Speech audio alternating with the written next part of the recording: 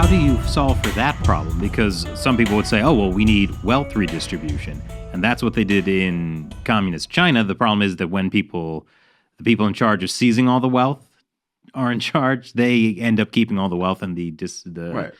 wealth gap becomes even bigger. Well, there's no way to have a government redistribute wealth without giving that government enormous power over people. And money, yeah. So essentially, government-led wealth redistribution is authoritarianism. I'm sorry. I think, I've been mistaken completely. I'm talking about within the capitalist system. Today, for example, you have some, let's say you become a multi-billionaire in the techno world. You spend a lot of time preventing the other competitors from coming. You spend a lot of time preventing startups from coming up.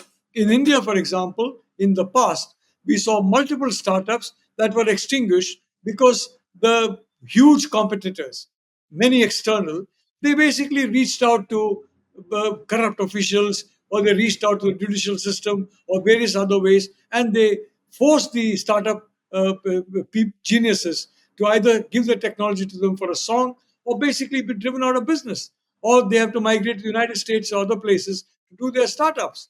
So I'm saying, do you think capitalism is free now, in the sense that you're allowing young people of talent, the banking system, for example, you have such a premium on writing off loans, you have such a premium on those who have money getting more money, and where is the premium for a good idea? Where is the premium for a good intention? Where is the premium for genius? And that premium has to come back into capitalism. Facebook started, Microsoft, Facebook, Google, they started with people who had possibly less savings than all of us put together, much less. And look where they are today. But look where they are today. Competitors, by one means or the other, startups, a lot of startups are just not coming up. So this is what I'm saying. Let me say one thing very clearly. Snuffing out competition is not capitalism. Free competition is fair competition. And I am arguing for free, fair, and transparent competition. And if you're seeing that in the world, if you're seeing efforts at creating monopolies, not there, if you're seeing efforts at perpetuating monopolies, not there, if you're seeing efforts at snuffing out startups, not there, we must have a startup ecosystem where talent is there. Don't forget, the Middle East, Gaza, 50% of Gaza is below the age of 16.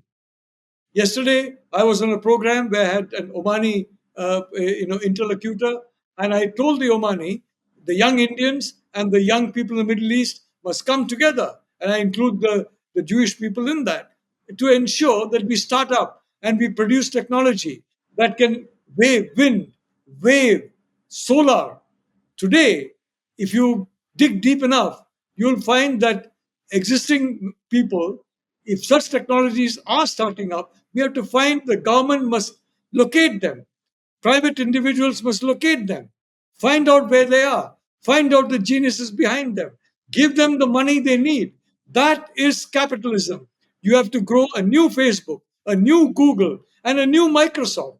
Why hasn't that happened for the last 30 years? Professor Nalapat, to bring this back to the kind of, you're talking about the Cold War 2.0 is the systems conflict between the CCP system and the U.S. The Cold War I being a systems conflict between the USSR and the U.S., are there lessons we can learn from that, or are there too many differences between the two Cold Wars? Frankly, are the Russian people different from the Chinese people? Yes. Is the CCP different from the CPSU? Yes. Is today's situation different from that of, say, 75, 80 years ago? Yes. Absolutely. It's a new Cold War. It's an entirely new ball game. It's no longer soccer, it's baseball. Let's put it that way. There's no question about that. So I think from that point of view, Cold War 2.0 is very different from Cold War 1.0. And that is where, for example, in my case, I was very heartened by, I'm not sure if this will be welcomed here, but Vivek Ramaswamy and Donald Trump saying that they would try to get Russia on the side of the West against China. I don't think the Russian people are very happy to be what they are today, which are the serfs and helots of the CCP. They are functioning, and in India, our relationship with Russia is okay. I don't think the Russian, I don't think the Sino-Russian lobby is active in India. It's active in the United States. It's active in Europe, but it's not active in India. But the Sino-Wahhabi lobby is active in India. The Sino lobby is active in India. But I would say it makes perfect sense to try and ensure that the Russians come over to the side of the democracies, like Vietnam should come over to the side of the democracies. And from that point of view, we have to think strategically. If Roosevelt could make up with Joe Stalin, certainly you can make up, in with Russia and the US can make up. And I'm heartened that American politicians are thinking that, because the simple fact is we have so much to look. Capitalism, I mean, I'm talking of Microsoft, Google, etc., but with all that, it's a way better system than the authoritarian system. The problem with the authoritarian system, once the person at the top decides this is the right line to follow, everything else gets snuffed out. In a capitalist system, you have little candles everywhere, and some of those candles grow and multiply. So you've always got hope. In an authoritarian system, there's no hope unless you have a super genius as the leader, which I think is humanly uh, very, it's impossible. Let's put it that way.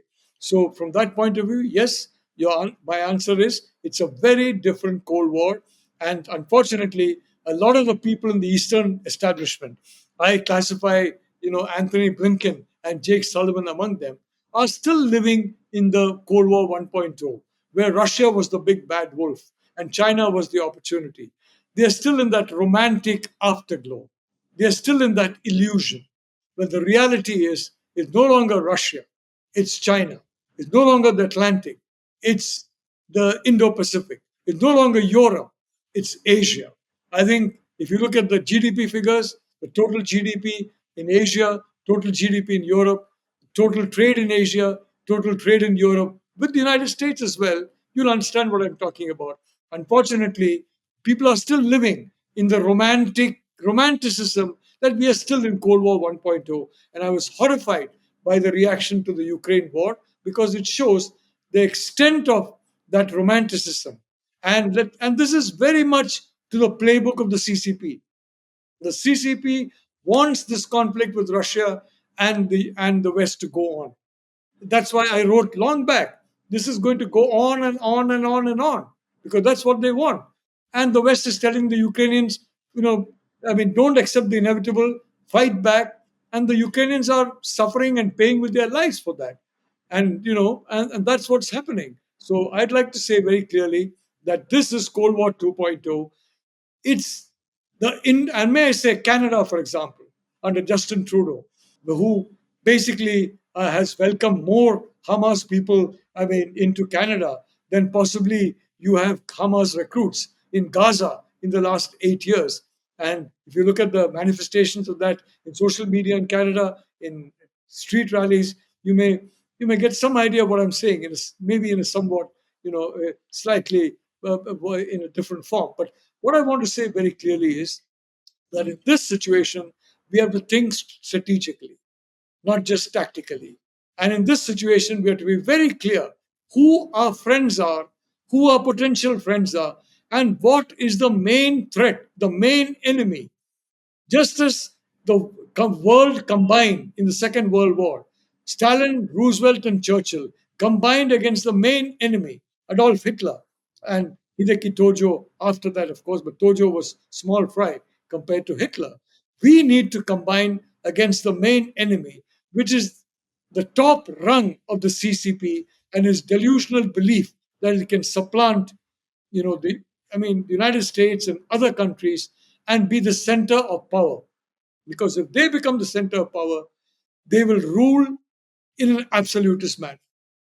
And that is something. And now they're doing that, for example, with the ethnic Chinese communities in Malaysia, in Singapore, in Vietnam, in Thailand. They're trying to say that, you should support the CCP. You should support us because we're fighting your fight. They're not even fighting the fight of the ordinary Chinese people. How are they fighting the fight of overseas Chinese? We're a wonderful, glorious community who have done amazing things all across this world. But the CCP is telling them, if you've got relatives in China and you become, quote unquote, a traitor to China, which means don't do what the CCP wants you to do, well, don't blame us if something bad happens to your relatives. All that's going on in plain sight. How many people are reporting it besides China Uncensored? I don't know.